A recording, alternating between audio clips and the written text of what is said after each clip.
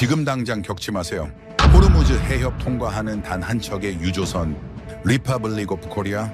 하지만 한국이 움직이자 중국은 원유 시장에서 무려 40조 손실이 발생했고, 일본은 중동 패권을 통째로 잃을까 공포에 빠졌습니다. 그 순간 한국 유조선을 향해 정체불명의 포탄이 날아듭니다.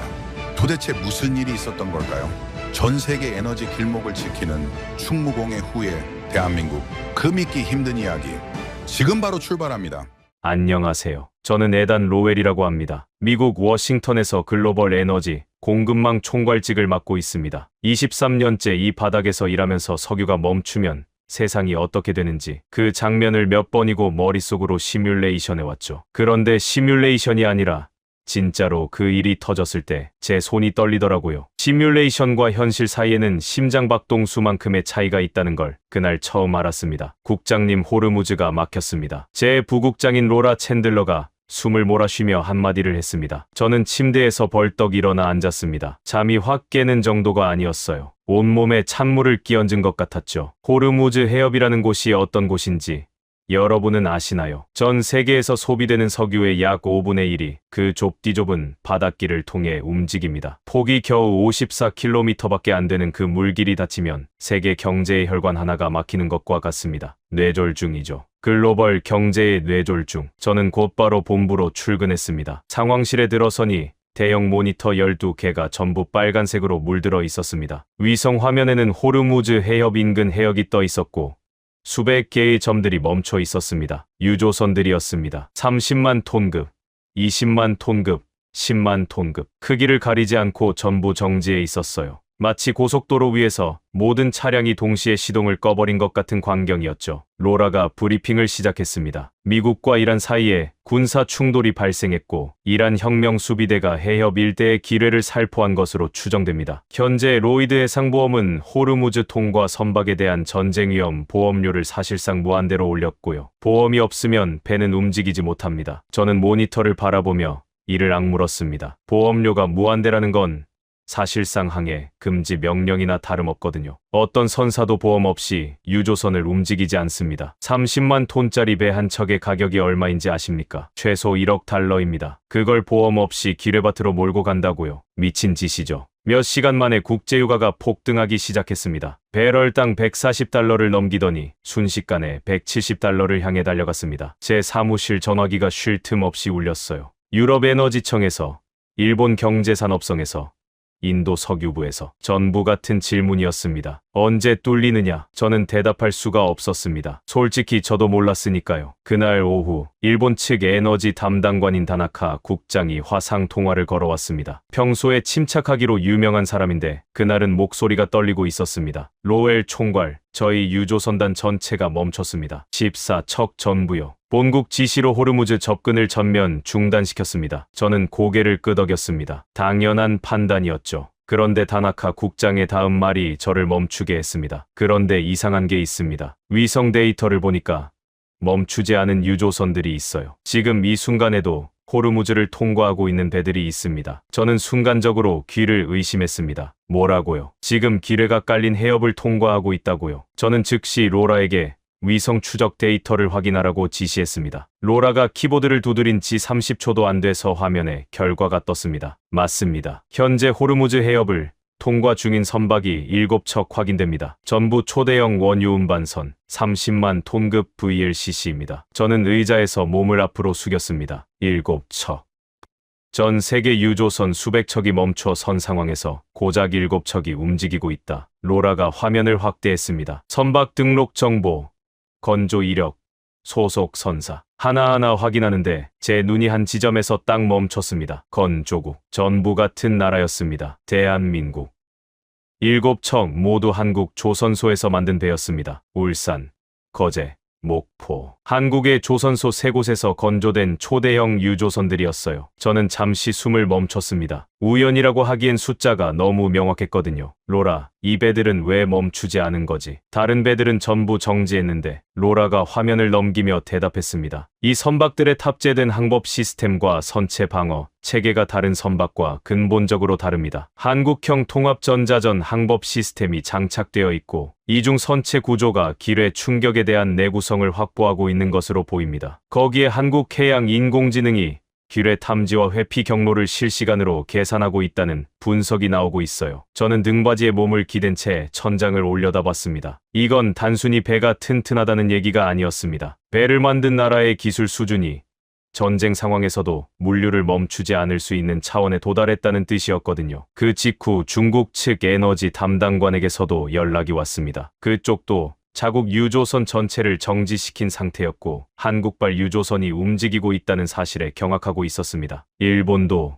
중국도 똑같은 반응이었어요. 자기들 배는 한 척도 못 움직이는데 한국이 만든 배만 받아 위를 질주하고 있다는 현실 앞에서 그 나라들이 느꼈을 감정이 뭐였겠습니까? 공포입니다. 한국 유조선이 움직인다는 건 한국이 원유를 확보할 수 있다는 뜻이고 원유를 확보한 나라는 공장을 돌릴 수 있고 공장을 돌리는 나라는 경제가 살아남습니다. 반대로 배가 멈춘 나라는 여러분 상상이 되시나요? 석유 한 방울 못 들여오는 산업 국가가 한 달을 버틸 수 있을 것 같습니까? 그날 밤 세계 주요 통신사들이 일제히 속보를 쏟아냈습니다. 호르무즈 봉쇄 속 유일하게 움직이는 유조선단, 한국산 선박으로 확인, 로이터, AP, 블룸버그 전부 같은 톤이었습니다. 그리고 그 기사들 사이에 하나의 문장이 반복되고 있었어요. 한국 유조선이 움직이자 세계 에너지 시장이 멈췄다. 저는 그 문장을 읽으며 커피잔을 내려놓았습니다. 23년 동안 에너지 시장을 봐왔지만 단일 국가의 조선 기술이 글로벌 에너지 판도를 이 정도로 뒤흔든 건 처음이었습니다. 그리고 솔직히 말씀드리면 그 순간 제 머릿속에 떠오른 생각은 하나였습니다. 우리는 한국이라는 나라를 너무 모르고 있었다. 더욱 충격적인 사실은 그게 제 이야기의 시작일 뿐이었다는 거죠. 그날 이후 워싱턴 본부 분위기가 완전히 달라졌습니다. 복도에서 마주치는 분석관들마다 표정이 어두웠고 회의실에는 밤새 불이 꺼지질 않았어요. 호르무즈 봉쇄가 장기화 국면에 접어들면서 에너지 시장뿐 아니라 산업 전반에 공포가 번지고 있었거든요. 석유가 멈추면 공장이 멈추고, 공장이 멈추면 물류가 멈추고, 물류가 멈추면 세계 경제 자체가 심장마비를 일으킵니다. 그 연쇄 반응이 이미 시작되고 있었습니다. 그런 상황에서 저는 본부 전략기획실로부터 한 통의 보고서를 건네받았습니다. 국가안보회의 산하 공급망 분석팀이 작성한 보고서였는데 제목이 이랬습니다. 동아시아 핵심 산업국 전략 재평가. 저는 자리에 앉아 첫 페이지를 펼쳤고 한국 항목에서 눈이 딱 멈췄습니다. 거기에 이렇게 적혀 있었어요. 대한민국. 미국의 안보 우산 아래 성장한 수출 중심 제조국. 주한미군 28,500명 주둔. 자체 방위력은 제한적이며 경제 구조상 미국 시장 의존도가 높음. 저는 보고서를 읽다가 멈췄습니다. 이 문장, 제가 이 업계에 처음 들어온 23년 전에도 거의 똑같은 문구를 본 적이 있거든요. 미국이 보호해주고 한국이 성장한다. 그 공식이 아직도 워싱턴 전략 보고서의 기본 전제였던 겁니다. 솔직히 저도 며칠 전까지는 그 전제를 의심해 본 적이 없었습니다. 한국은 우리가 지켜주는 나라, 그게 워싱턴의 상식이었으니까요. 그런데 말입니다. 바로 그 보고서의 다음 섹션을 넘기는 순간 저는 의자에서 등을 떼며 몸을 앞으로 숙여야 했습니다. 공급망 의존도 분석 차트가 펼쳐져 있었습니다. 미국 주요 IT 기업 20개사가 사용하는 핵심 반도체의 공급 경로를 추적한 데이터였는데 그 결과가 저를 얼어붙게 만들었어요. 전체 반도체 공급량의 70% 이상이 한국 공급망을 경유하고 있었습니다. 70%요. 단일 국가 의존율로는 압도적인 수치였죠. 저는 로라 챈들러 부국장을 불러 확인을 요청했습니다. 로라, 이 수치가 맞나? 70%라고. 로라가 노트북을 펼치며 대답했습니다. 정확히는 72.3%입니다. 메모리 반도체는 한국이 글로벌 시장의 65% 이상을 점유하고 있고 파운드리 분야에서도 30% 이상을 차지합니다. 여기에 반도체 패키징과 테스트 공정까지 포함하면 공급망 전체에서 한국을 거치지 않는 경로가 사실상 존재하지 않습니다. 저는 손으로 이마를 짚었습니다. 잠깐만요. 지금 이 말이 무슨 뜻인지 여러분은 이해가 되십니까? 미국이 만드는 스마트폰, 노트북, 서버, 인공지능 칩, 그 모든 것의 핵심 부품이 한국을 통하지 않으면 만들어지지 않는다는 겁니다. 우리가 보호해주는 나라라고요. 아니, 그 나라 없이는 우리 산업이 돌아가질 않는데 그 순간 전략기획실의 수석 분석관인 마이클 브레넌이 회의실로 들어왔습니다. 마이클은 동아시아 산업 경쟁 구도를 20년 넘게 추적해온 사람이었어요. 그가 대형 스크린에 차트 하나를 띄우며 입을 열었습니다. 총괄님, 한국 공급망 이야기를 하시기 전에 먼저 일본과 중국이 그동안 뭘 해왔는지를 보셔야 합니다. 마이클이 첫 번째 슬라이드를 넘겼습니다. 일본 항목이었어요. 일본은 1980년대부터 2000년대 초반까지 한국과의 기술 협력 프로그램을 적극적으로 활용했습니다. 표면적으로는 공동 연구개발이었지만 실질적으로는 한국 엔지니어들의 기술 노하우를 흡수하는 통로로 기능했죠. 반도체, 디스플레이, 조선, 거의 모든 분야에서 같은 패턴이 반복됐습니다. 협력이라는 이름으로 들어가서 핵심 인력을 스카우트하고 설계 데이터를 가져오고 그걸 자국 산업에 이식하는 방식이었어요. 저는 눈살을 찌푸렸습니다. 기술 협력이라는 포장지 안에 산업 스파이에 가까운 구조가 들어 있었던 겁니다. 마이클이 두 번째 슬라이드로 넘겼습니다. 중국, 항목. 중국은 더 직접적이었습니다. 2010년대 이후부터 대규모 자본을 동원해서 한국 반도체 인력을 통째로 빼갔고 동시에 국영 기업들을 앞세워 글로벌 공급망의 상류를 장악하려 했습니다. 희토류 독점, 배터리 원자재 선점, 항만 인프라 투자, 돈으로 공급망 자체를 사버리는 전략이었죠. 저는 팔짱을 끼고 스크린을 바라봤습니다. 일본은 기술을 빼갔고 중국은 돈으로 밀어붙였다. 두 나라 모두 한국의 산업 역량을 자기 것으로 만들려고 수십 년간 시도해왔던 겁니다. 그런데 마이클이 세 번째 슬라이드를 띄우며 목소리를 낮췄습니다. 그런데 결과를 보십시오. 화면에 2025년 기준 글로벌 산업 경쟁력 지표가 나타났습니다. 조선 세계 1위, 메모리 반도체 세계 1위, 디스플레이 세계 1위, 2차 전지 세계 상위권. 그리고 이 모든 산업이 하나의 국가 안에서 유기적으로 연결되어 돌아가고 있었습니다. 한국이었습니다. 마이클이 손가락으로 화면을 가리키며 말을 이었습니다. 일본이 빼가고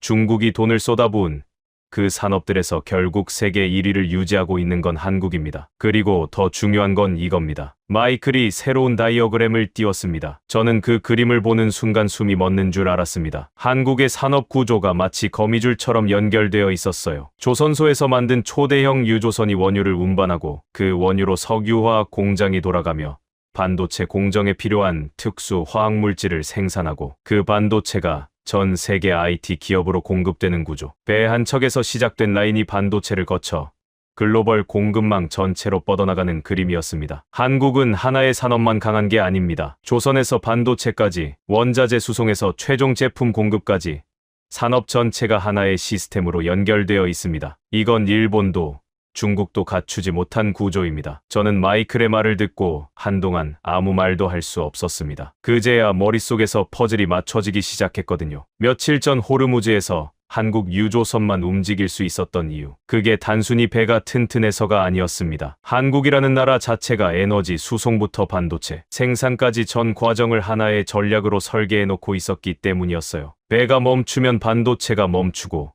반도체가 멈추면 세계가 멈춘다는 걸 한국은 이미 계산하고 있었던 겁니다. 로라가 조용히 한마디를 덧붙였습니다. 총괄님, 우리 보고서의 전제를 수정해야 할 것 같습니다. 한국은 우리가 보호하는 나라가 아니라 우리 공급망을 지키고 있는 나라입니다. 저는 고개를 끄덕였습니다. 그리고 보고서 첫 페이지에 적혀있던 그 문장을 다시 떠올렸어요. 미국의 안보 우산 아래 성장한 수출 중심 제조국. 23년 동안 한 번도 의심하지 않았던 그 문장이 그 순간 너무나 넓고 오만한 문장으로 느껴졌습니다. 보호받던 나라가 아니었습니다. 한국은 이미 세계 산업의 중심에서 공급망 전체를 설계하고 운영하는 나라가 되어 있었어요. 우리가 모르는 사이에, 아니, 우리가 여전히 과거의 눈으로 바라보고 있는 사이에. 그리고 이 사실을 가장 먼저 깨달은 건 미국이 아니었습니다. 일본과 중국이었어요. 그 두 나라가 지금 미칠 듯이 움직이고 있다는 보고가 바로 다음 날 아침 제 책상 위에 올라왔습니다. 다음 날 아침,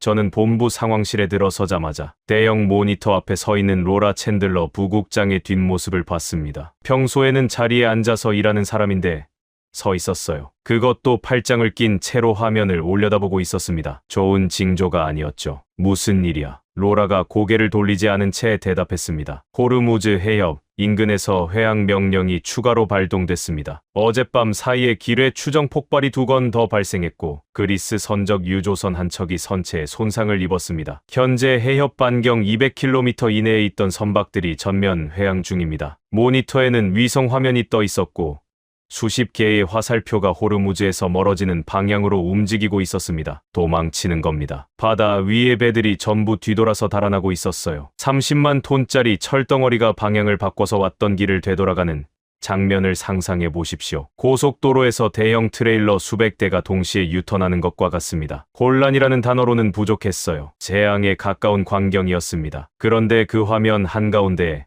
방향을 바꾸지 않은 화살표들이 있었습니다. 7개. 여전히 호르무즈를 향해 직진하고 있는 화살표 7개. 저는 이미 알고 있었습니다. 그 배들이 어디서 만들어졌는지를. 저는 로라에게 물었습니다. 저 7척. 왜 회항하지 않는 거지? 길에 폭발이 2건이나 추가됐는데 로라가 화면을 확대하며 설명을 시작했습니다. 이 선박들의 선사에 확인한 결과 회항할 이유가 없다는 답변을 받았습니다. 선체 구조 자체가 길의 충격을 견딜 수 있도록 설계되어 있고 탑재된 항해 시스템이 실시간으로 해저 위험물을 탐지해서 회피 경로를 자동 생성하고 있다고 합니다. 저는 눈을 가늘게 떴습니다. 기뢰를 견딘다고요? 유조선이 30만 톤짜리 원유를 실은 배가 기뢰버틀 뚫고 간다고요. 그때 마이클 브레넌 수석 분석관이 회의실로 들어오며 태블릿을 내밀었습니다. 총괄님, 이걸 먼저 보셔야 합니다. 한국 조선소의 VLCC 건조 사양서입니다. 우리 해군 정보부에서 입수한 자료예요. 저는 태블릿을 받아들고 화면을 넘기기 시작했습니다. 솔직히 저는 에너지 전문가이지 조선 전문가가 아닙니다. 배의 구조에 대해 깊이 아는 편이 아니에요. 하지만 그 사양서를 읽는데 전문가일 필요가 없었습니다. 숫자가 말해주고 있었으니까요. 이중 선체 구조, 외판과 내판 사이의 간격이 3m, 일반 유조선의 2배에 가까운 수치였습니다. 이게 무슨 의미냐면 외부에서 충격이 가해져도 원유가 담긴 내부 탱크까지 손상이 전달되지 않도록 설계했다는 뜻이에요. 기뢰가 터져서 외판이 찢어져도 내판은 버틴다. 배가 침몰하지 않는다. 원유가 새지 않는다. 마이클이 옆에서 설명을 이었습니다. 여기서 끝이 아닙니다. 한국 조선소들이 최근 5년 사이에 적용한 통합항법 체계를 보십시오. 인공지능 기반의 해저 지형 스캔 시스템이 선박 하부에 장착되어 있고 이 시스템이 수심, 해류, 해저 이상 물체를 실시간으로 분석합니다. 기뢰가 있을 가능성이 높은 구간을 자동으로 계산해서 우회 경로를 만들어내는 거죠. 저는 태블릿에서 눈을 떼고 마이클을 쳐다봤습니다. 이건 군함 수준의 시스템 아닌가? 마이클이 고개를 끄덕이며 입술을 비틀었습니다. 맞습니다. 사실상 군사 등급의 항법 기술을 상선에 탑재한 겁니다. 다른 나라 조선소에서는 비용 문제로 시도조차 하지 않는 방식이에요. 한국 조선소만 이걸 표준 사양으로 넣고 있습니다. 저는 의자 등받이에 몸을 기대며 천장을 올려다봤습니다. 비용 문제로 시도조차 하지 않는다. 그 한마디가 머릿속에서 계속 맴돌았어요. 여러분, 배 한 척을 만드는데 얼마가 드는지 아십니까? 30만 톤급 VLCC 유조선 한 척의 건조 비용은 대략 1억 2천만 달러에서 1억 5천만 달러 사이입니다. 거기에 군사 등급 항법 시스템을 추가하면 비용이 더 올라가죠. 그런데 한국 조선소들은 그 비용을 감수하면서도 세계에서 가장 경쟁력 있는 가격으로 배를 내놓고 있었습니다. 어떻게 가능한 걸까요? 마이클이 그 답을 알고 있었습니다. 한국에는 세계에서 유일하게 30만 톤급 초대형 유조선을 동시에 여러 척 건조할 수 있는 도크 시스템이 있습니다. 울산, 거제, 목포의 대형 조선소들이 각각 독립된 메가 도크를 운영하고 있고 한 도크에서 연간 최대 6척까지 VLCC를 찍어냅니다. 이 규모의 생산 체계를 갖춘 나라는 지구상에 한국밖에 없어요. 로라가 옆에서 데이터를 추가했습니다. 현재 전 세계에서 운항 중인 30만 톤급 이상 초대형 유조선의 약 40%가 한국 조선소에서 건조된 선박입니다. 여기에 20만 톤급까지 포함하면 한국 점유율은 50%를 넘깁니다. 저는 숫자를 머릿속에서 정리했습니다. 전 세계 바다 위에 떠있는 초대형 유조선 2척 중 한 척은 한국에서 만들었다. 그리고 그 배들만이 지금 이 순간 호르무즈를 통과할 수 있다. 이건 단순한 시장 점유율 이야기가 아니었습니다. 세계 에너지 운송의 절반이 한국 조선 기술에 의존하고 있다는 뜻이었거든요. 그날 오후 놀라운 일이 하나 더 벌어졌습니다. 글로벌 에너지 기업 5곳에서 동시에 워싱턴 본부로 연락이 왔어요. BP, 셀, 토탈, 엑슨모빌, 쉐브론. 세계 최대 석유 메이저 5곳이었습니다. 그리고 그 5곳이 전부 같은 요청을 해왔습니다. 호르무즈를 통과할 수 있는 한국산 유조선을 추가로 확보할 수 있는 방법이 있느냐? 저는 전화기를 내려놓고 잠시 웃음이 나왔습니다. 웃긴 거예요. 이 회사들이 평소에 유조선을 발주할 때 뭘 받겠습니까? 가격이죠. 제일 싼 배를 골랐을 겁니다. 중국 조선소에서 건조한 저가형 유조선, 일본에서 만든 중급 유조선. 한국 배가 비싸다고, 과잉 사양이라고, 필요 이상이라고 투덜거리던 사람들이었어요. 그런데 지금 기뢰바다 앞에 서니까 한국 배를 찾고 있는 겁니다. 과잉 사양이 생존 사양이 된 거죠. 로라가 그 상황을 한마디로 정리해줬습니다. 평화로울 때는 가격이 경쟁력이지만 위기가 오면 기술이 경쟁력입니다. 한국 조선소는 처음부터 위기를 전제로 배를 만들고 있었던 겁니다. 저는 그날 저녁 사무실에 혼자 남아서 위성 화면을 오래 바라봤습니다. 호르무즈 해협. 세계에서 가장 위험한 바닷길. 거기를 한국에서 만든 배들이 묵묵히 통과하고 있었어요. 방향을 바꾸지 않고, 속도를 줄이지 않고, 세계의 석유를 싣고 목적지를 향해 나아가고 있었습니다. 국제해운 전문지에 실린 한 줄의 평가가 제 머릿속에 박혔습니다. 한국에서 만든 배는 멈추지 않는다. 그 문장이 단순한 찬사가 아니라는 걸 저는 알고 있었습니다. 그건 현실이었어요. 지금 이 순간 세계 에너지 공급망이 완전히 끊어지지 않고 가느다란 실처럼 이어져 있는 이유. 그 실의 이름이 한국 조선 산업이었습니다. 그리고 그 실이 얼마나 가늘고 동시에 얼마나 강한지를 세상이 이제야 깨닫기 시작했습니다. 문제는 그 사실을 깨달은 나라들이 다음에 무엇을 할 것이냐는 거였죠. 호르무즈 봉쇄 사흘째 되던 날이었습니다. 워싱턴 본부 상황실에 긴급 화상회의가 소집됐어요. 화면에는 국방부, 국무부, 에너지부, 그리고 백악관 안보보좌관실까지 전부 접속해 있었습니다. 평소라면 이 정도 규모의 회의는 최소 일주일 전에 일정이 잡히는데 그날은 1시간 전에 통보가 왔어요. 그만큼 급박했다는 뜻이죠. 회의 주제는 단 하나였습니다. 호르무즈 해협에 미 해군 함대를 투입할 것인가. 국방부 차관보가 먼저 입을 열었습니다. 현재 제호함대 소속 항모전단이 바레인 기지에 대기 중입니다. 기뢰 소외 작전과 호위 임무를 동시에 수행할 수 있는 전력이 갖춰져 있습니다. 저는 고개를 끄덕이며 들었습니다. 당연한 수순이라고 생각했어요. 미국은 세계 최강의 해군을 보유한 나라이고 호르무즈 해협은 미국 경제에도 직결되는 항로니까요. 함대를 보내서 기뢰를 제거하고 유조선들의 안전한 통행을 보장하는 게 순서라고 봤습니다. 그런데 백악관에서 내려온 지시는 제가 예상한 것과 전혀 달랐습니다. 안보보좌관이 서류를 넘기며 읽었습니다. 대통령 지시 사항입니다. 첫째, 호르무즈 해협 포위 작전에 대한 비용 분담 구조를 먼저 확정할 것. 둘째, 미 해군 함대 투입 시 동맹국 분담금 비율을 최소 50% 이상으로 설정할 것. 셋째, 분담금 합의 전까지 함대 투입을 보류할 것. 상황실이 조용해졌습니다. 저는 귀를 의심했어요. 지금 바다에서 기뢰가 터지고 유조선이 못 움직이고 세계 경제가 흔들리는데 돈 계산부터 하라고요. 제 옆에 앉아있던 로라 챈들러 부국장이 작은 목소리로 중얼거렸습니다. 불이 났는데 소방차 출동 비용을 먼저 협상하겠다는 거네요. 저는 아무 말도 하지 않았습니다. 하지만 속으로는 로라와 같은 생각이었어요. 미국이라는 나라가 세계 안보의 리더를 자처해왔잖아요. 자유세계의 수호자.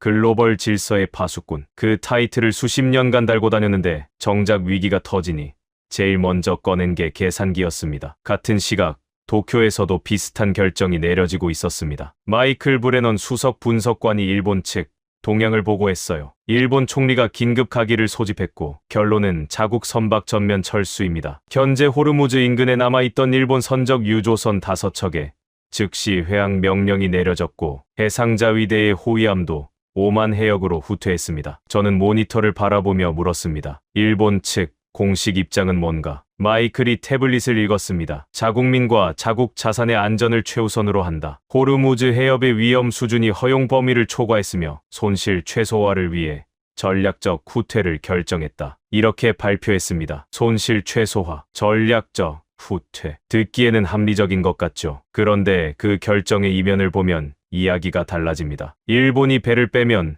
호르무즈를 통과하는 선박 수가 더 줄어들고 선박이 줄면 원유 공급이 더 타이트해지고 공급이 줄면 유가가 더 올라갑니다. 자기 손실은 줄였지만 세계 전체의 위기는 키운 거예요. 물에 빠진 사람들이 허우적거리는데 구명보트를 끌고 도망간 셈이었습니다. 미국은 돈 계산을 하고 일본은 도망을 쳤습니다. 그런데 바로 그 시각 제 화면에 예상치 못한 데이터가 하나 떴습니다. 로라가 위성 추적 시스템에서 이상 움직임을 감지했다며 급하게 말했어요. 총괄님, 아라비아의 방면에서 군함 2척이 호르무즈 해협을 향해 고속으로 이동 중입니다. 저는 반사적으로 물었습니다. 미 해군인가? 아닙니다. 로라가 화면을 확대했습니다. 함선 식별 코드가 떠올랐고 저는 그 코드를 읽는 순간 눈이 커졌습니다. 대한민국 해군입니다. 청해부대 소속 구축함 한 척, 그리고 세종대왕급 이지스함 한 척. 두 척이 현재 28노트의 속력으로 호르무즈 방면에 접근하고 있습니다. 상황실이 술렁였습니다. 마이클이 자리에서 벌떡 일어났어요. 잠깐.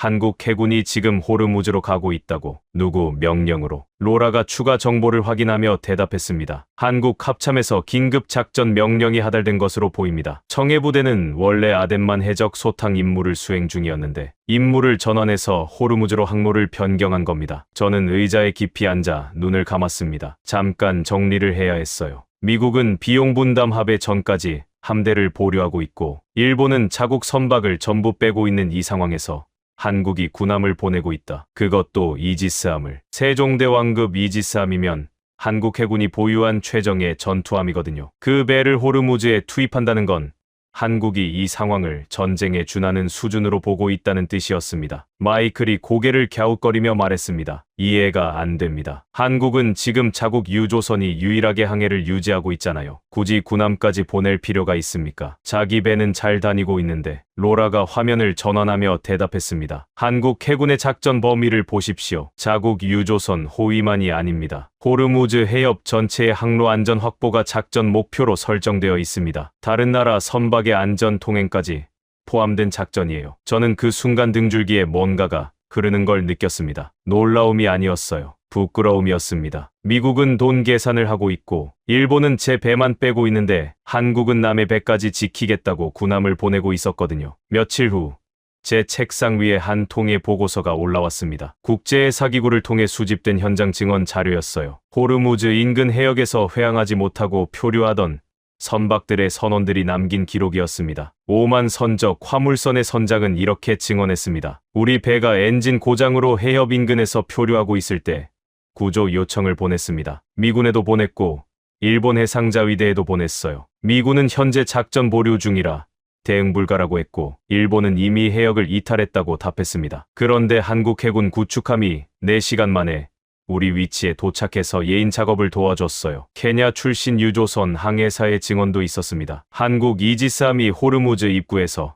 길에 탐색 작업을 하고 있었습니다. 우리 배는 라이베리아 선적이고 한국과 아무 관계도 없는 배인데 한국 해군이 안전 항로 정보를 실시간으로 공유해줬습니다. 덕분에 우리도 해협을 통과할 수 있었어요. 위기 때 움직인 나라는 한국뿐이었습니다. 저는 그 증언들을 읽으며 오랫동안 아무 말도 할 수 없었습니다. 동맹이라는 단어의 뜻을 다시 생각하게 됐거든요. 동맹이란 뭘까요? 여러분은 어떻게 생각하십니까? 평화로울 때 악수하고 사진 찍는 게 동맹인가요? 아니면 위기가 터졌을 때 계산기를 내려놓고 먼저 달려오는 게 동맹인가요? 미국은 비용을 물었고 일본은 등을 돌렸습니다. 한국은 달려왔습니다. 그날 밤 저는 사무실에서 한국 해군의 실시간 위치를 추적하며 화면을 바라봤습니다. 세종대왕급 이지스함의 푸른 점이 호르무즈 해협 한가운데에 찍혀 있었어요. 그 작은 점 하나가 세계에서 가장 위험한 바다 위에서 가장 외로운 파수꾼 노릇을 하고 있었습니다. 가짜 동맹과 진짜 동맹. 그 차이는 말이 아니라 발이 증명하는 거라는 걸 저는 그날 처음으로 뼛속 깊이 느꼈습니다. 봉쇄 닷새째 아침이었습니다. 저는 본부 상황실에 들어서면서 습관처럼 대형 모니터부터 올려다봤어요. 그런데 그날은 뭔가 달랐습니다. 화면 위에 점들이 움직이고 있었거든요. 며칠째 멈춰있던 점들이. 로라 챈들러 부국장이 커피를 손에 든 채 제 쪽을 돌아봤습니다. 눈가에 다크서클이 짙게 내려앉아 있었지만 표정만큼은 며칠 만에 처음으로 밝았어요. 총괄님, 움직이기 시작했습니다. 저는 모니터 앞으로 다가갔습니다. 위성 추적 화면에서 호르무즈 해협 입구 쪽을 확대하자 상황이 선명하게 보였어요. 한국 해군 세종대왕급 이지스함이 해협 북측에 자리를 잡고 있었고 청해부대 구축함이 남측 항로를 따라 초계 비행 패턴으로 왕복하고 있었습니다. 그 두 척의 군함이 만들어낸 안전 구간 사이로 유조선들이 한 척씩 줄지어 해협에 진입하고 있었어요. 로라가 데이터를 읽었습니다. 현재 한국 해군 호위하에 호르무즈 해협을 통과 중인 유조선이 12척입니다. 한국산 VLCC 7척은 기존대로 자체 항행 중이고 추가로 5척의 외국 선적 유조선이 한국 해군의 안전 항로 정보를 기반으로 통과를 시작했습니다. 12척. 이틀 전만 해도 7척이 전부였는데 5척이 더 붙은 겁니다. 저는 추가된 5척의 선적을 확인했습니다. 노르웨이 2척, 그리스 1척, 사우디아라비아 1척, 아랍에미리트 1척. 전부 한국산 유조선이 아닌 다른 나라 배들이었어요. 이 배들은 어떻게 통과하고 있는 거지? 한국산 선박도 아닌데. 마이클 브레넌 수석 분석관이 설명을 이어받았습니다. 한국 이지스함이 기뢰 탐색 데이터를 실시간으로 해당 선박들에 공유하고 있습니다. 한국 해군이 확보한 안전 항로 좌표를 따라가면 기뢰 위험 구간을 회피할 수 있는 거죠. 일종의 호위 항해입니다. 한국 군함이 앞에서 길을 열고 유조선들이 그 뒤를 따라가는 구조예요. 저는 팔짱을 끼고 화면을 바라봤습니다. 한국 해군이 길을 닫고 그 길 위로 3개의 유조선들이 줄지어 따라가고 있었습니다. 마치 폭설이 내린 고속도로에서 제설차 한 대가 앞장서고 뒤에 수십 대의 차량이 줄줄이 따라가는 것 같은 광경이었어요. 그리고 그 효과는 즉각적이었습니다. 오전 10시 런던 브렌트유 선물 시장이 열리자마자 변화가 시작됐거든요. 저는 에너지 시장 모니터를 띄워놓고 지켜봤는데 며칠간 수직으로 치솟기만 하던 유가 그래프가 상승을 멈췄습니다. 멈춘 정도가 아니었어요. 소폭이지만 하락하기 시작했습니다. 배럴당 172달러까지 올랐던 브렌트유가 165달러로 다시 158달러로 오후에는 152달러까지 내려왔어요. 로라가 시장 분석 보고를 띄우며 말했습니다. 트레이더들이 호르무즈 통과 선박수 증가를 실시간으로 반영하고 있습니다. 어제까지 통과 가능 선박이 7척이었는데 오늘 12척으로 늘어난 거잖아요. 시장은 이걸 공급 정상화의 신호로 읽고 있는 겁니다. 저는 고개를 끄덕이면서도 한 가지가 머릿속에 걸렸습니다.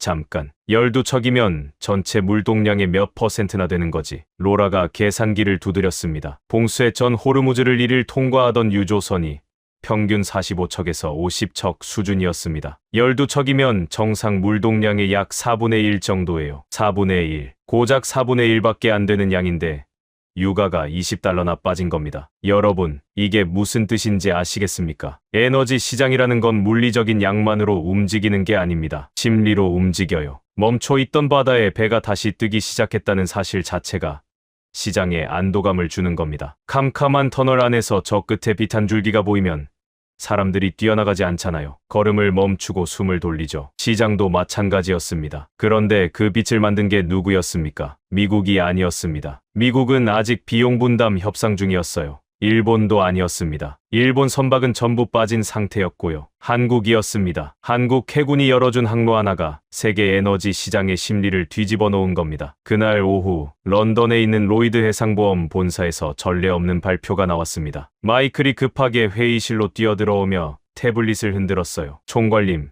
로이드가 특별 고시를 냈습니다. 한국 해군 호위 항로를 따라 운항하는 선박에 한해 전쟁 위험 보험료를 기존 대비 40% 인하한다고요. 저는 벌떡 일어났습니다. 이건 엄청난 일이었거든요. 보험료가 사실상 무한대로 올라서 배가 못 움직였던 거잖아요. 그런데 한국 해군이 지키는 항로만 보험료를 깎아준다. 이 말은 곧 한국 해군이 확보한 항로가 보험사 입장에서 안전하다고 공인받은 거나 마찬가지였습니다. 그리고 그 발표가 나오자마자 상황이 급변했어요. 대기 중이던 유조선들이 한국 해군 항로로 몰려들기 시작한 겁니다. 오후에 5척이 추가로 진입했고 저녁에는 3척이 더 합류했습니다. 하루 만에 통과 선박 수가 12척에서 20척으로 늘어났어요. 로라가 화면을 바라보며 혼잣말처럼 중얼거렸습니다. 한국 항로가 사실상 호르무즈의 유일한 열린 문이 된 거네요. 저는 그 말을 듣고 묘한 감정에 빠졌습니다. 세계에서 가장 중요한 바닷길의 유일한 출입구를 한국이라는 나라 하나가 열어놓고 지키고 있다. 인구 5천만에 면적으로 따지면 미국 인디애나 주만 한 나라가 미국도 못하고 일본도 안 하고 중국도 엄두를 못 낸 일을 해내고 있었습니다. 봉쇄 일주일째 되던 날 저는 에너지 업계의 한 지인에게서 전화를 받았습니다. 런던에서 해운 컨설팅을 하는 사람이었는데 흥분한 목소리로 이렇게 말했어요. 에단, 지금 해운업계에서 새로운 용어가 돌고 있어. 코리안 라인이라고. 코리안 라인이라니. 한국 해군이 확보한 호르무즈 통과 항로를 그렇게 부르기 시작했어. 선사들끼리 코리안 라인 타면 안전하다. 코리안 라인 스케줄이 언제냐.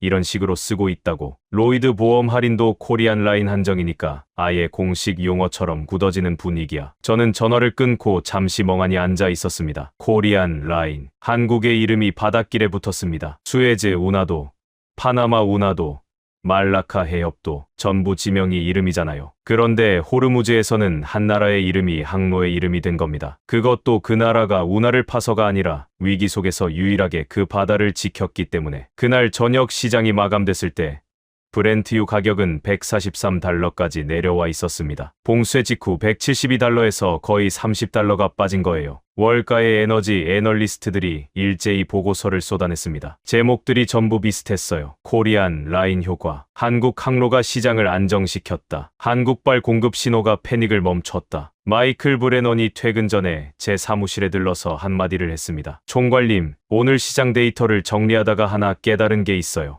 유가를 움직인 건 석유가 아니었습니다. 한국이었어요. 저는 창밖을 바라보며 가만히 고개를 끄덕였습니다. 유가 차트 172에서 143으로 그 30달러의 하락을 만들어낸 건 배럴수가 아니라 한국 해군 군함 2척이었습니다. 세종대왕급 이지스함 1척, 청해부대 구축함 1척, 그리고 그 2척이 열어놓은 코리안 라인이라는 이름의 가느다란 바닷길. 세계 에너지 시장이 한 나라의 항로를 기준으로 움직인 건 석유의 역사에서 그날이 처음이었습니다. 그리고 조용한 것은 그 바닷길 뿐이었습니다. 수면 아래에서는 그 항로를 빼앗으려는 움직임이 이미 시작되고 있었거든요. 봉쇄 8째 날이었습니다. 코리안 라인을 통한 유조선 통과가 하루 25척까지 늘어나면서 시장이 눈에 띄게 안정되고 있었어요. 브렌트유는 140달러 선에서 횡보하고 있었고 월가의 공포 지수도 서서히 내려오는 중이었습니다. 저는 솔직히 조금 안도하고 있었어요. 최악은 넘겼다고 생각했거든요. 그런데 마이클 브레넌 수석 분석관이 그날 오전 회의실에 들어오면서 한 표정이 심상치 않았습니다. 평소에 냉정하기로 유명한 사람인데 얼굴이 창백했어요. 태블릿을 테이블 위에 내려놓으며 말했습니다. 총괄님, 유가가 안정된 게 좋은 소식만은 아닙니다. 무슨 뜻이지? 누군가 유가가 오르는 쪽에 천문학적인 돈을 걸어놨습니다. 그리고 지금 그 돈이 타고 있어요. 마이클이 화면을 띄웠습니다. 시카고 상파 런던 IC의 원유 선물 시장 데이터였는데 봉쇄가 시작되기 이틀 전부터 비정상적인 규모의 매수 포지션이 잡혀 있었습니다. 원유 선물 롱 포지션. 유가가 오르면 돈을 버는 구조. 그 규모가 얼마였냐면요. 약 2,300억 달러 규모입니다. 저는 숫자를 듣고 손이 멈췄습니다. 2,300억 달러. 한화로 300조 원이 넘는 금액이에요. 이 정도 규모의 베팅을 할 수 있는 주체가 지구상에 몇이나 되겠습니까? 마이클이 입술을 일자로 다물며 말했습니다. 포지션 추적 결과 매수 주체의 약 70%가 홍콩과 상하이 소재 투자 기관입니다. 국영 석유회사 시노펙과 페트로차이나의 트레이딩 자회사, 중국 투자공사 산하펀드, 그리고 중국 국부펀드 계열의 여괴 법인들이 포함되어 있습니다. 중국이었습니다. 저는 등받이에 기대며 눈을 감았습니다. 퍼즐이 맞춰지고 있었어요. 호르무즈 봉쇄가 터지기 이틀 전에 2,300억 달러어치의 롱 포지션을 잡았다. 이건 우연이 아니었습니다. 중국은 봉쇄가 올 걸 알고 있었던 겁니다. 아니, 알고 있었던 정도가 아니라 대비하고 있었어요. 마이클이 추가 분석을 이어갔습니다. 중국은 동시에 전략 비축유를 대규모로 확보해놨습니다. 봉쇄 직전 3개월간 중국의 원유 수입량이 평소 대비 35% 증가했거든요. 평소에도 많이 사들이는 나라인데 35%를 더 쌓았다는 건 위기를 미리 준비했다는 뜻입니다. 로라 챈들러 부국장이 팔짱을 끼며 정리했습니다. 그러니까 중국의 시나리오는 이랬던 거네요. 호르무즈가 막히면 유가가 배럴당 200달러 이상으로 폭등한다. 자기들은 비축유로 버티면서 선물 시장에서 폭등분의 차익을 먹는다. 다른 나라들이 석유 부족으로 허덕이는 동안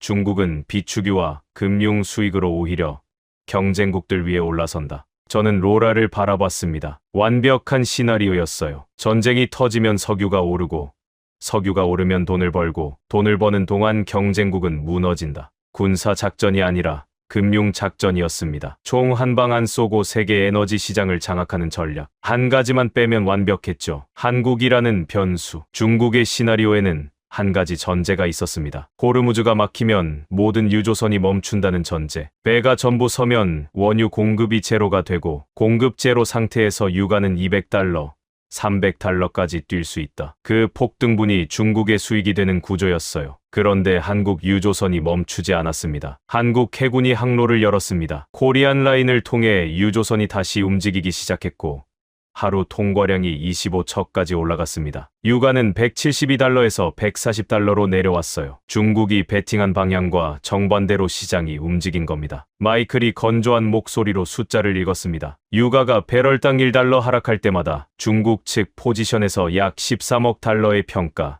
손실이 발생합니다. 현재 고점 대비 32달러가 빠졌으니까요. 계산기를 두드릴 필요도 없었습니다. 13억 곱하기 32, 약 416억 달러, 한화로 50조 원이 넘는 손실이 며칠 사이에 발생한 겁니다. 그리고 유가가 더 떨어지면 손실은 시간 단위로 불어났어요. 마이클의 추산에 따르면 유가가 120달러 아래로 내려갈 경우 중국 측 총 손실이 1000억 달러, 한화 130조 원을 넘길 수 있다고 했습니다. 로라가 모니터를 바라보며 조용히 말했습니다. 중국이 세운 체스판 위에 한국이 말 하나를 놓은 거예요. 그 말 하나가 판 전체를 뒤집어 놓았네요. 저는 아무 말 없이 화면을 응시했습니다. 세계 최대의 국부 펀드가, 세계 최대의 국영 석유 회사가 수백조 원을 걸어놓고 설계한 금융작전이 한국 해군 군함 두 척과 한국 조선소가 만든 유조선 몇 척 때문에 무너지고 있었습니다. 전쟁도 아니고 제재도 아니고 그냥 배가 멈추지 않았다는 사실 하나가 이 모든 걸 만들어낸 겁니다. 같은 날 오후 일본 쪽에서도 움직임이 포착됐습니다. 마이클이 보고했어요.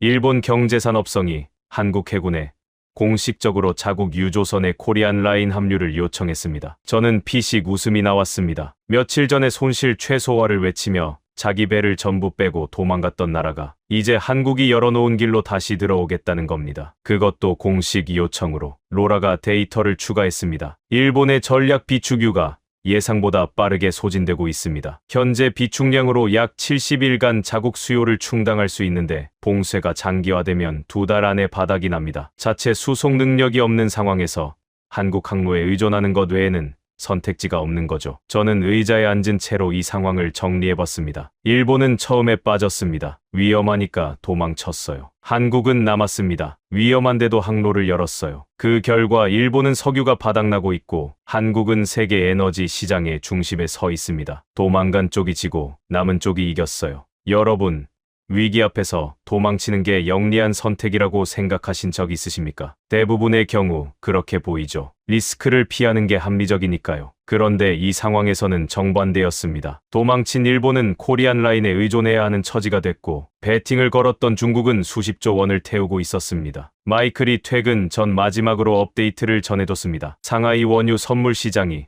장 종료 30분 전에 급락했습니다. 중국 측 투자 기관들이 손절 물량을 쏟아내기 시작한 것으로 보입니다. 시간당 약 20억 달러 규모의 매도가 나오고 있어요. 시간당 20억 달러, 한화 2조 6천억 원, 매 시간마다 그 돈이 증발하고 있었습니다. 중국이 석유로 세계를 흔들려 했는데 한국이 바다를 열어버리는 바람에 그 돈이 전부 불타고 있는 거였어요. 그날 밤 상황실을 나서면서 로라가 저에게 물었습니다. 총괄님, 중국이 이걸 예상이나 했을까요? 한국 때문에 이렇게 될 거라고. 저는 잠시 생각하다가 대답했습니다. 아마 못했을 거야. 중국은 미국을 계산했고 일본을 계산했어. 미국은 비용 문제로 늦을 거고 일본은 도망칠 거라고 봤겠지. 둘 다 맞췄어. 그런데 한국은 계산에 안 넣었던 거야. 인구 5천만짜리 나라가 세계 에너지 시장을 흔들 거라고는 상상도 못했겠지. 로라가 고개를 끄덕이며 불을 끌어갔습니다. 저는 어둑한 복도를 걸으며 생각했습니다. 보이지 않는 전쟁이었습니다. 미사일도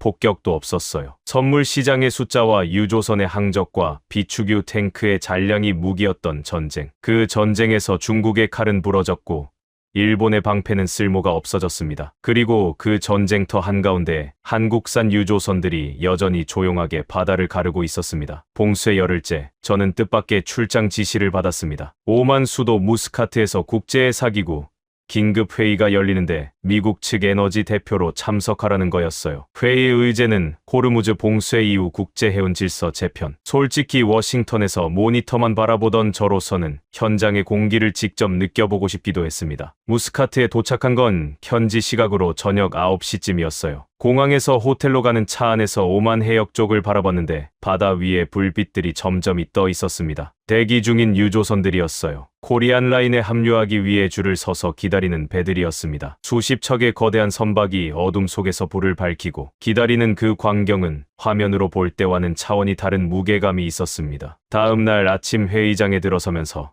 저는 이상한 걸 느꼈습니다. 회의 참석자들 사이에서 오가는 대화의 톤이 제가 예상한 것과 달랐거든요. 저는 각국 대표들이 봉쇄 해제 일정이나 미 해군 투입 시점에 대해 이야기할 거라고 생각했어요. 그런데 복도에서 커피를 들고 서 있던 아랍에미리트 해운청 대표와 케냐 해양수산부 차관이 나누고 있던 대화는 전혀 다른 내용이었습니다. 일본 선사한테 긴급 수송을 요청했는데 거절당했다면서요.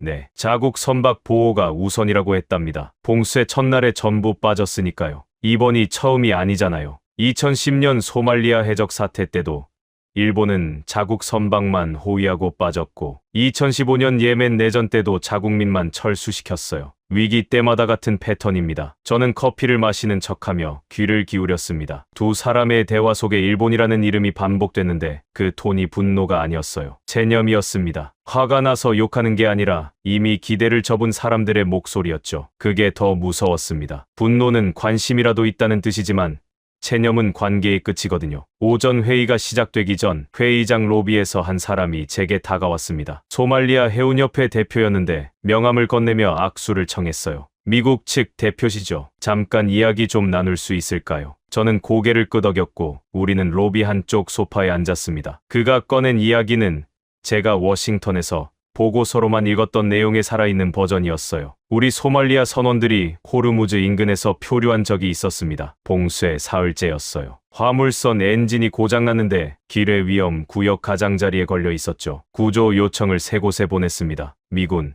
일본 해상자위대, 한국 해군. 미군은 작전 보류 중이라 했고 일본은 이미 해역을 떠났다고 했습니다. 그가 잠시 말을 멈췄습니다. 커피잔을 내려놓는 손이 미세하게 떨리고 있었어요. 한국 구축함이 5시간 만에 왔습니다. 그것도 기뢰 위험 구역을 직접 통과해서요. 우리 선원 23명을 안전한 해역까지 예인해줬습니다. 그 선원들 중 절반이 20대 초반이었어요. 집에 어린 동생들이 기다리고 있는 젊은이들이었습니다. 저는 아무 말도 하지 못했습니다. 그가 조용히 덧붙였어요. 로웰 총괄님, 우리 동아프리카 해운업계에서는 지금 한국 항로를 특별한 이름으로 부릅니다. 신뢰의 바다라고요. 다른 나라들이 전부 등을 돌렸을 때 유일하게 손을 내밀어준 바다니까요. 신뢰의 바다. 그 말을 듣는 순간 저는 가슴 한가운데가 묵직해지는 걸 느꼈습니다. 바다의 이름이 2개 붙은 겁니다. 해운업계에서는 코리안 라인, 선원들 사이에서는 신뢰의 바다. 두 이름 모두 한국이 만든 거였어요.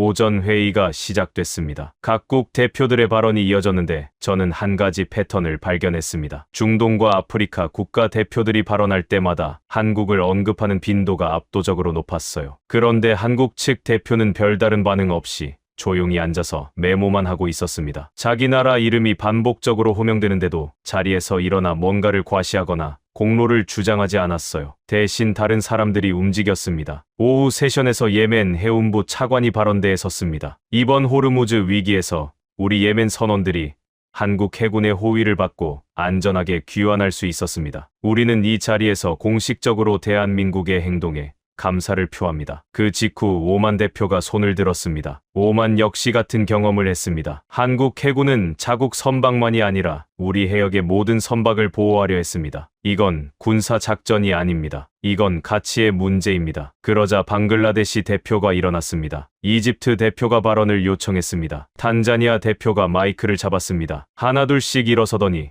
전부 같은 이야기를 했어요. 위기 때 움직인 나라는 한국뿐이었다고. 저는 그 장면을 보면서 이상한 감정에 빠졌습니다. 여러분, 한 나라의 신뢰라는 건 어떻게 만들어지는 걸까요? 수십 년간 경제 원조를 하면 만들어질까요? 국제회의에서 연설을 잘하면 만들어질까요? 아닙니다. 위기의 순간에 무엇을 했느냐? 그게 전부였어요. 한국은 위험한 바다에 군함을 보냈고 남의 나라 선원들까지 구해줬고 그 항로를 열어놓고 지켰습니다. 그 행동 하나가 수십 년간 쌓은 어떤 외교보다 강한 신뢰를 만들어낸 거였죠. 회의가 끝난 후 영국 파이낸셜 타임스의 기자 한 명이 저에게 다가와 코멘트를 요청했습니다. 그 기자가 흥미로운 걸 알려줬어요. 로웰 총괄님, 저희가 한국의 이번 행동에 대해 한국학 전문가에게 자문을 구했는데 재미있는 답변이 왔습니다. 한국에는 홍익인간이라는 개념이 있다고 하더군요. 널리 인간을 이롭게 한다는 뜻이래요. 한국 건국 이념이라고 합니다. 저는 그 단어를 처음 들었습니다. 홍익인간,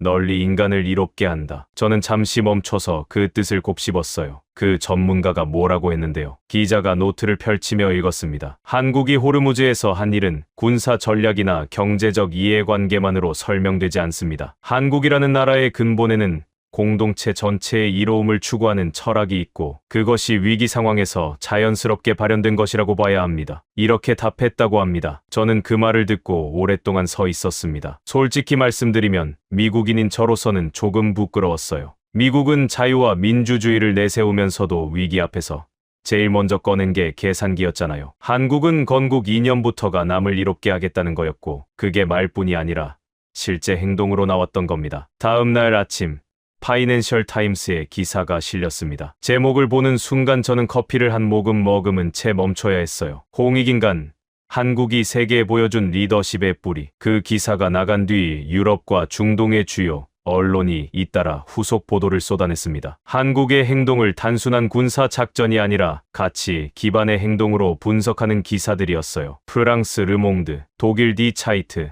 카타르 알자지라 전부 같은 질문을 던지고 있었습니다. 왜 한국만 움직였는가? 그리고 전부 같은 결론에 도달하고 있었어요. 한국은 이익을 계산한 게 아니라 옳다고 믿는 일을 한 것이라고. 무스카트에서 워싱턴으로 돌아오는 비행기 안에서 저는 창밖을 내다보며 생각했습니다. 수만 피트 아래 어딘가에 호르무즈 해협이 있고 그 좁은 바닷길 위에 한국 군함이 여전히 떠 있겠죠. 동아프리카 선원들이 신뢰의 바다라고 부르는 그곳에 해운업계가 코리안 라인이라고 부르는 그 항로 위에 저는 노트에 한 줄을 적었습니다. 사람들은 왜 한국을 믿었는가? 한국이 먼저 사람을 믿었기 때문이다. 그게 제가 무스카트에서 배운 전부였습니다. 워싱턴으로 돌아온 다음 날 저는 국방부 산하 전략연구소에서 열리는 비공개 세미나에 초대를 받았습니다. 제목이 좀 의외였어요. 호르무즈 사태의 군사 전략적 함의. 에너지 총괄인 제가 왜 군사 세미나에 초대된 건지 처음에는 의아했는데 발표자 목록을 보고 이해가 됐습니다. 발표자가 해군 전략분석관도 아니고 국방정보국 소속도 아니었어요. 영국 킹스 칼리지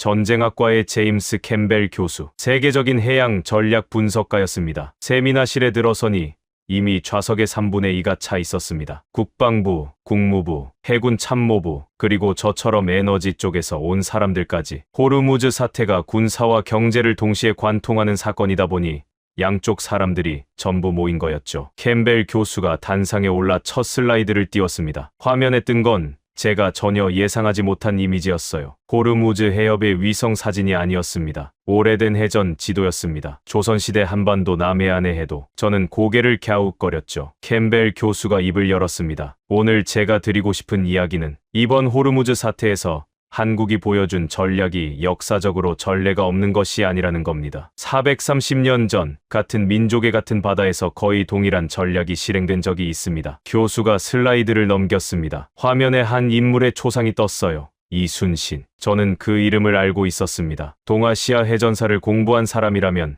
모를 수 없는 이름이죠. 하지만 솔직히 고백하자면 저는 그때까지 이순신을 단순히 뛰어난 해군 지휘관 정도로만 알고 있었습니다. 전투를 잘한 장군, 그 정도였어요. 캠벨 교수의 다음 말이 제 인식을 완전히 뒤집어 놓을 줄은 몰랐습니다. 이순신 장군이 임진왜란에서 승리한 방식을 대부분의 사람들은 대전에서의 전술적 승리로 기억합니다. 거북선, 하객진, 그런 것들이죠. 하지만 이순신의 진짜 천재성은 전투가 아니라 전략에 있었습니다. 캠벨 교수가 해도 위에 붉은 선을 그었습니다. 한반도 남해안을 따라 이어지는 해상 경로였어요. 일본군은 15만 대군을 한반도에 상륙시켰습니다. 부산에서 서울까지 불과 20일 만에 진격했죠. 압도적인 육상 전력이었어요. 이순신은 이 육상 전력과 정면으로 싸우지 않았습니다. 대신 그가 한 일은 바다를 잠근 겁니다. 교수의 손가락이 해도 위에 붉은 선을 따라 움직였습니다. 일본 본국에서 한반도로 향하는 보급선, 무기, 식량, 병력 충원, 이 모든 것이 바다를 통해 운반됐습니다. 이순신은 일본 본대를 공격하는 대신 이 보급로를 차단했습니다. 바다를 지배함으로써 전쟁의 흐름 자체를 바꿔놓은 거죠. 일본군은 서울을 점령하고도 보급이 끊기니 버틸 수가 없었습니다. 저는 등줄기에 전율이 흐르는 걸 느꼈습니다. 어디서 많이 들어본 구조였거든요. 캠벨 교수가 슬라이드를 전환했습니다. 이번에는 호르무즈 해협의 현재 위성 사진과 임진왜란 당시 남해안 해도가 나란히 놓여 있었어요. 자, 이제 이번 호르무즈 사태를 보겠습니다. 한국은 미국이나 이란과 군사적으로 충돌하지 않았습니다. 기뢰를 직접 제거하지도 않았어요. 한국이 한 일은 단 하나입니다. 항로를 열어놓은 겁니다. 세계 에너지의 보급로를 지킨 거죠. 교수가 두 지도를 번갈아 가리키며 말을 이었습니다. 430년 전 이순신은 적의 보급로를 차단함으로써 전쟁의 흐름을 바꿨습니다. 이번에 한국은 세계의 보급로를 보호함으로써 에너지 전쟁의 흐름을 바꿨습니다. 방향은 정반대지만 전략의 본질은 동일합니다. 바다를 지배하는 자가 전쟁을 지배한다. 세미나실이 조용해졌습니다. 미 해군 참모부 소속 제독 한 명이 팔짱을 풀고 메모를 하기 시작했어요. 국방부 차관보가 옆 사람에게 뭔가를 속삭였습니다. 저는 의자에 앉은 채로 그 두 지도를 번갈아 바라봤습니다. 430년의 시차를 두고 같은 전략이 반복되고 있었어요. 여러분, 우연이라고 생각하십니까? 저는 아니라고 봅니다. 이건 한국이라는 나라의 유전자에 새겨진 무언가라고밖에 설명이 안 됩니다. 바다를 잇는 감각, 전투가 아니라 흐름을 지배하는 전략적 본능, 이순신이 가졌던 그것이 430년이 지난 지금 한국 해군과 한국 조선 산업을 통해 다시 발현된 거라고 저는 확신합니다. 세미나가 끝난 후 복도에서 캠벨 교수와 잠시 이야기를 나눴습니다. 교수님, 한국이 이 전략을 의도적으로 설계한 거라고 보십니까? 캠벨 교수가 미소를 지으며 대답했습니다. 의도적이든 본능적이든 결과는 같습니다. 세계가 멈췄을 때 한국만 움직였고 한국이 움직이자 세계가 다시 돌아갔습니다. 이순신의 시대에도 그랬고 지금도 그렇습니다. 한국은 바다를 이해하는 나라예요. 그로부터 며칠 후 호르무즈 봉쇄가 공식적으로 해제됐습니다. 미국과 이란이 중재안에 합의하면서 기뢰 소해 작업이 시작됐고 해협이 다시 열렸어요. 하지만 봉쇄가 풀렸다고 모든 게 원래대로 돌아간 건 아니었습니다. 세상이 변해 있었거든요. 봉쇄 해제 직후부터 중동 국가들의 움직임이 심상치 않았습니다. 마이클 브레넌 수석 분석관이 매일같이 새로운 보고를 가져왔어요. 사우디아라비아가 한국 조선소에 초대형 유조선 12척을 추가 발주했습니다. 총 계약 규모가 약 18억 달러입니다. 아랍에미리트가 한국 해군과 공동해상훈련 협정을 체결했습니다. 페르시아만 일대에서 연합 초계 작전을 정례화하겠다는 내용입니다. 오만이 한국 방산 기업과 해안방어 체계 도입 계약을 논의 중입니다. 카타르가 한국형 호위함 도입을 검토하겠다고 공식 발표했습니다. 사우디, 아랍에미리트, 오만,